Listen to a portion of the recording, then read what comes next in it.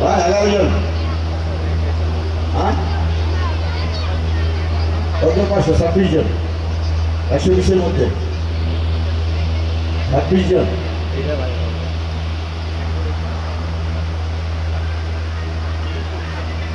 26 জন পরীক্ষার্থী। কি বলেন আপনি কি বলেন?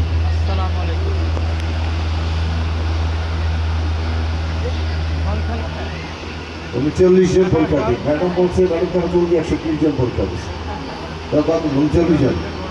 আপনি বলুন 39% পাস করছে বলছেন, তাই না? পরীক্ষার্থী কতজন? পরীক্ষার্থী বলেন না কেন? কি বলেন? 22 জন বলেন, 26 জন বলেন, কি?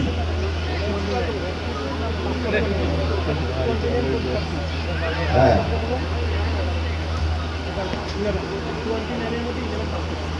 29 জন পরীক্ষা দিয়েছে, 11 জন পাস করেছে। তাহলে অবস্থাটা কি দাঁড়ালো? অবস্থাটা দাঁড়ালো এই, যেখানে আমরা যারা শিক্ষা দিই, যারা হয় আমরা লেখাপড়া করাই না, আর না আমরা এমন কিছু আমাদের মেয়েরা যারা একবারে মেধা শূন্য, জ্ঞান শূন্য, এরকম কিছু ছাত্রীদেরকে আমরা পড়াশোনা করাই। মেধাটাকে বাড়ানোর হাতিয়ার তো হচ্ছে শিক্ষকরা। আমি তো আমার মেধাকে বাড়ানোর জন্য এই জায়গায় আসছি।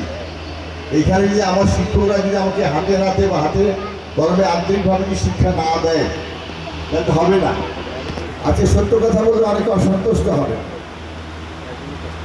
আমার বিরুদ্ধে সমালোচনা হবে, কিন্তু আমি বলে যাচ্ছি আপনাদেরকে, যত সমালোচনা হোক, আমাদের সরকার দান করলে এগুলো সবগুলো কিন্তু আপনার হিসাবের মধ্যে আসবে। বিনিয়োগের সাথে যদি আমাদের উৎপাদনটা না মেলে, তাহলে কিন্তু কাজ হবে না। কোনো সমস্যা কোথায় আপনাদের? 39 জন পরীক্ষা দেবে, 29 জন পরীক্ষা দেবে, 11 জন পাস করবো কেন? কি আপনারা পড়ান নেই? না আমার ছাত্রছাত্রীরা পড়ে নেই? আপনার সরকার মাস গেলে বাড়ি ভাড়া চাইবেন, এটা চাইবেন, ওটা চাইবেন, এটা চাইবেন, হ্যাঁ, কিন্তু আমার পড়ানোর বেলা নেই। খালি বিনা রকম ইয়া ছাড়াই আপনাদেরকে শুধু মাসে মাসে বেতন দিবে। আমার মনে হয় এটা এখান থেকে আমাদেরকে বের হয়ে আসতে হবে। তাহলে আমরা নেতারা অনেকটা মনে করতাম যে আমাদের সরকার ক্ষমতা আসতে মানে অনেক কিছু করবো, কিন্তু না, সে সুযোগ কমে গেছে। অনেক কিছু করার সুযোগ নাই আর, সেই সুযোগ থেকে বেরিয়ে আসতে হবে। সরকার এসেছে ক্ষমতায়, স্বস্তিতে আছে, ঘুরতে পারছি, ফিরতে পারছি, কিন্তু আয় ইনকাম করে আমার অবস্থা বাড়াইতে হবে, পরিবর্তন করতে হবে। হ্যাঁ, অল্পতে বড়লোক হইতে হবে, সে সুযোগ আমরা যেমন পাবো না। যারা বিভিন্ন পেশার মধ্যে আছেন তারাও কিন্তু তাদের উৎকর্ষতা বাড়ানোর জন্য আপনাদেরকে কিন্তু চেষ্টা করতে হবে। আপনি 39 জন বা 29 জনের পরীক্ষা দেন, কিন্তু 29 জনকে পাশ করার দায়িত্ব আপনাকে দিতে হবে। 29 জনকে পাশ করার দায়িত্ব নেওয়া খুব কঠিন কাজ নয়। আমরা শিক্ষক কতজন আছেন? মনে করেন 15 জন, 20 জন, 30 জন শিক্ষক আছে, প্রত্যেকটা ক্লাসের একজন করে শিক্ষক আছে। তাইলে আপনারা যদি ঠিকভাবে পড়ান, তাহলে কেউ পাস করতে পারবে না। এত বোকা এই দিকের মানুষজন না, আমার মনে হয় না। এটার নিশ্চয়ই আমাদের গ্যাপ আছে, সেই গ্যাপটা পূরণ করতে হবে। আগামী এসএসসি পরীক্ষা বা এইচএসসি পরীক্ষা দিয়েছেন ম্যাডাম, জানি এসএসসি কতজন দিয়েছেন? হ্যাঁ, আর ভাই এসএসসি বলতেছি তো ভাই, এসএসসি কাকে বলে? হায়ার সেকেন্ডারি, এসব ইন্টারমিডিয়েট। 43 জন পরীক্ষা দিয়েছেন, তাহলে কয়দিন পর রেজাল্ট হবে? রেজাল্ট হবে, পরপর 2টা পরীক্ষার রেজাল্ট যদি আপনারা ভালো করতে না পারেন, তাহলে আপনার সরকারকে দোষ দিতে পারবেন না, কোনোভাবে দোষ দিতে পারবেন না। যার জন্য আমার মনে হয় যে আমাদের যার যত শক্তি আছে সেটা দিয়ে আমরা ভালো করে কাজ করি, মনোযোগ দিয়ে লেখাপড়া করাই। আমরা যারা ছাত্রীরা আছি আমরা মনোযোগ দিয়ে পড়ি। আর আমাদের বাবা মা তো আমাদের জন্য পয়সা খরচ করতেছে, তাহলে কেন পড়বো না আমরা?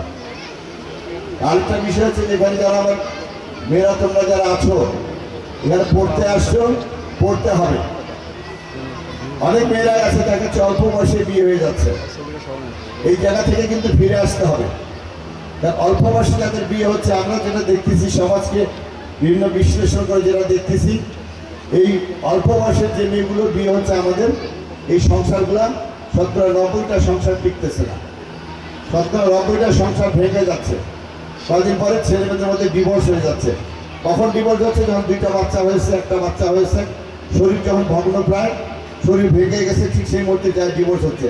এটা বাবা মার জন্য আরেকটা কষ্ট। এটা অবশ্যই এটার জন্য আমাদের বাবা মারা দায়ী।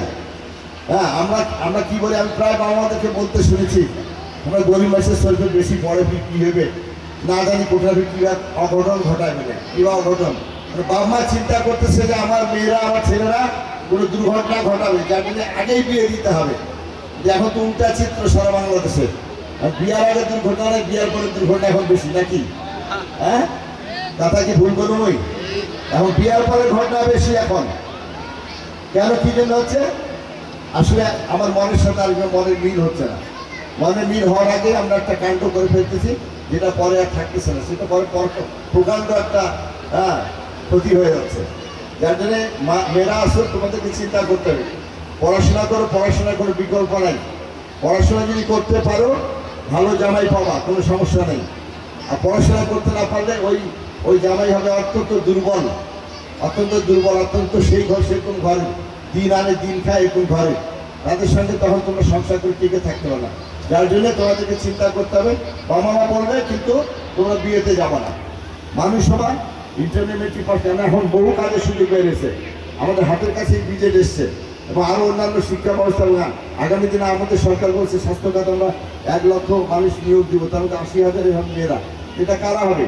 যারা ইন্টারমিডিয়েট পাস করবে, যারা ডিগ্রি পাস করবে, তাদেরকে নেওয়া হবে। সেখানে যদি তোমরা যে যোগ্যতা অর্জন করতে না পারো, তাহলে তোমরা সেই জায়গায় চাকরি পাবে না। যার জন্য আমি মনে করি আমাদের সবাইকে মনোযোগ দিতে হবে এখন। কারণ আর করোনা হোক আর না হোক, আর অটো পাস ফিরে আসবে না। আমার অটো পাসের কোনো সুযোগ থাকবে না। তোমরা দেখেছো এর আগে পরীক্ষার প্রশ্নপত্র হার্ড হয়েছে, কোনো ছাত্রছাত্রী হার্ড হয়েছে, প্রশ্নের কথা বলার সুযোগ নাই। যদি বইয়ের মধ্যে থেকে হয়ে থাকে, আমি যদি না পড়ি তাহলে সেটাকে হার্ড মনে হবে, আর আমি যদি পড়ে থাকি তাহলে সেটা হার্ড মনে হবে না। এটা কিন্তু বাস্তবতা। আমরা কিন্তু সেখান থেকে অনেক আন্দোলন হয়েছে, সংগ্রাম হয়েছে, আমরা সেখান থেকে ফিরি নাই। আমরা চাই পরীক্ষা ব্যবস্থার আমূল পরিবর্তন হোক। আমরা সবাই পড়ে পরীক্ষা দেবো, না পড়ে পরীক্ষা দেওয়ার কোনো সুযোগ রাখলে আমার যে জাতি, সে জাতি ধ্বংস হবে। যার জন্য আমরা সেই জায়গায় ফিরতে চাই না। যাই হোক, আমি সময় বেশি নিতে চাই না। আমাদের সবারই দায়িত্ব, আমাদের গার্জিয়ানদের দায়িত্ব হচ্ছে তার সন্তানদের লেখাপড়াটাকে যেন ঠিক জায়গায় শেষ করাইতে পারি, এবং আমাদের শিক্ষকদের দায়িত্ব হচ্ছে আমরা যেন আমাদের সন্তানদেরকে ভালো করে পড়ালেখা করাইতে পারি। এই জন্য আন্তরিকভাবে শুধু মাস যাবে, মাস গেলে বেতন পাবো, সেই সুযোগটা কিন্তু আস্তে আস্তে বন্ধ হয়ে যাবে। যার জন্য ওই জায়গায় আর থাকতে পারবেন না আপনারা। আমার ছাত্রীরা যারা ছাত্রছাত্রীরা, তাদেরকে চিন্তা করতে হবে, আমাদেরকে ভালো করে লেখাপড়া করতে হবে, পিতামাতার সুনাম সম্মান রক্ষা করতে হবে। তাই আমি মনে করি আমাদেরকে সবাই মিলে এগিয়ে আসতে হবে, যেন আমরা এই শিক্ষা প্রতিষ্ঠানের যে ঐতিহ্য, এই শিক্ষার যে ঐতিহ্যটাকে যেন আমরা লালন করতে পারি, আমরা এই পক্ষে ধারণ করতে পারি, এই জন্য আমাদের সবাইকে কাজ করতে হবে। যাই হোক, আমি বক্তব্য দীর্ঘনা করে আজকে আমরা আপনাদের যে ল্যাব, ICT ল্যাব উদ্বোধন করলাম, আমি নিঃসন্দেহে আন্তরিকতার সঙ্গে উদ্বোধন করেছি, এবং আমি দোয়া করি এই স্কুলটা যেন সব দিক থেকে আবার আগামী দিনে একটা ভালো একটা প্রতিষ্ঠানে রূপান্তরিত হতে পারে। এই জন্য শিক্ষক থেকে শুরু করে ম্যানেজিং কমিটি, মহাত্র এলাকার সকল অভিভাবককে আমি অনুরোধ জানিয়ে আমার বক্তব্য শেষ করছি।